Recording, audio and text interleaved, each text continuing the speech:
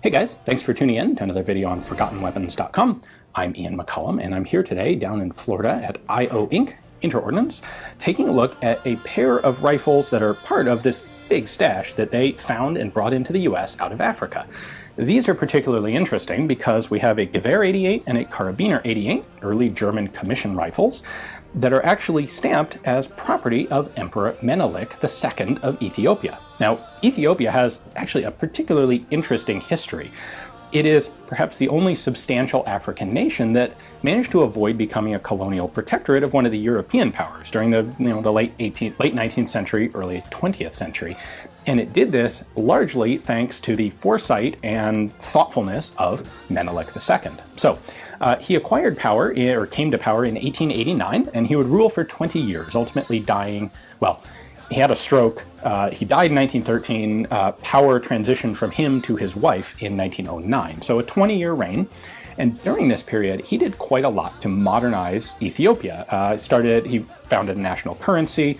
He formed a ministerial system of government instead of the traditional feudal system that Ethiopia had up to then had. Started building infrastructure, telephone, telegraph, running plumbing, railroad lines. He really did a lot to ensure that Ethiopia would be its own independent state for the next foreseeable century, really. Now, he did this largely by arming Ethiopia, and Ethiopia had international relations that really kind of varied quite a lot. So early on, in fact, before Menelik's time, Ethiopia was most closely associated with Russia because these were both Orthodox Christian countries, unlike the rest of Europe. And Russia didn't really like the idea of a fellow Orthodox country being subservient to, say, Catholic Italy. So they assisted, and they sent Ethiopia aid in the form of things like Berdan rifles. Traditionally, Ethiopia would have fairly rocky relations with both Italy and Great Britain, both of whom were very interested in having Ethiopia as a protectorate state. The French and the Belgians were a little more friendly to them, not being directly interested in Ethiopia themselves and wanting to see limitations on the power of their European rivals. Now, arms into Ethiopia would really ran the gamut of all sorts of things, including commission rifles like this. So let me show you the markings on here because they're really pretty cool. I'm going to start with the carbine because the carbines are rarer than the rifles and very cool.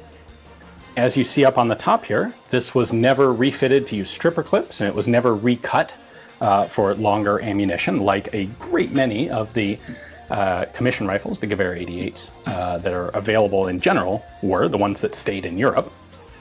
We have a carbine 88 marking on the side. This is a rifle that was made at the Erfurt Arsenal in 1893, and right there down the side is, in rather, well, clearly hand-inscribed markings, a crown, and then a few letters in Amharic signifying that this is the property of Menelik II. Really quite remarkably, it's actually still all matching. Serial number 3000G there on the barrel and receiver, and the bolt, and the last two digits on the safety flag, and on the barrel band. And it has a unit marking up here on the nose cap, which suggests that it was actually in German service before it came to Ethiopia. I don't have any way to know exactly when these guns reached Ethiopia. Menelik was in power until 1909, which is plenty of time for commission rifles to have been supplied as military assistance. Our other rifle here is the full-length Gewehr 88, made by Löwe in Berlin in 1890. And it's got the same, basically the same markings, clearly hand-inscribed or hand-carved by someone different, and on the opposite side of the receiver. So here they are both side by side. You can see that the letters are the same, a little bit of a different style in the crowns, and clearly done by different people at different times.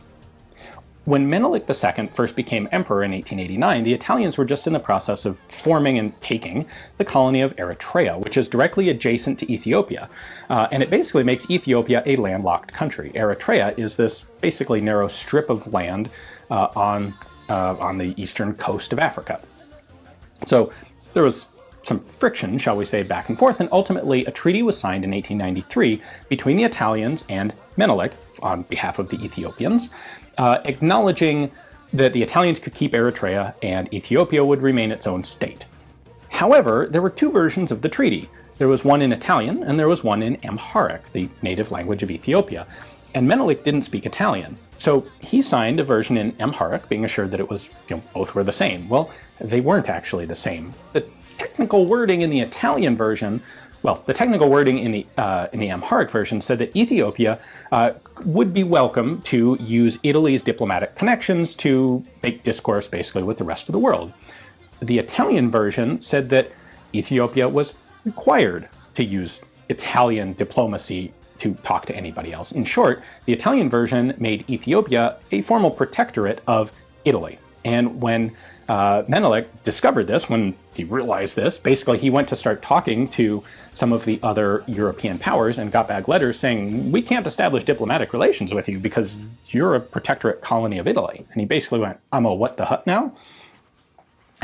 And this led to refutation of the treaty and a war with Italy. Italy sent something like 17,000 men in basically an invasion force to go put down this rebellious Ethiopian self-determination. What they didn't realize was Ethiopia had a military of greater than 200,000 men when it was fully mobilized. Menelik brought together a lot of guys, and more than half of them had modern breech-loading repeating rifles like these. He was also quite good at logistics and organization and understood how to actually field a modern army for the time.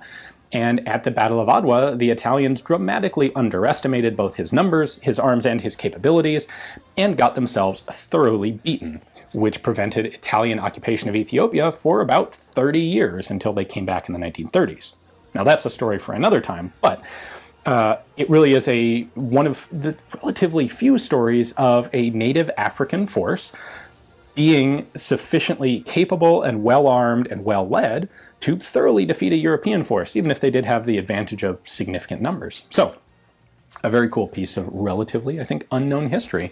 And rifles like these are a very cool, tangible connection to it. So, stuff like this, of course, rarely ever shows up in the United States because why would it? Until a company like Interordnance finds a huge cache of guns like this, brings them into the US and makes them available to people. So the best of the bunch, the most interesting of these, are going to be sold directly through Interordnance's website. I can't link to that directly because of YouTube's rules, but it shouldn't take you very long to figure out how to find them on the web and check out all of the really cool stuff that they have.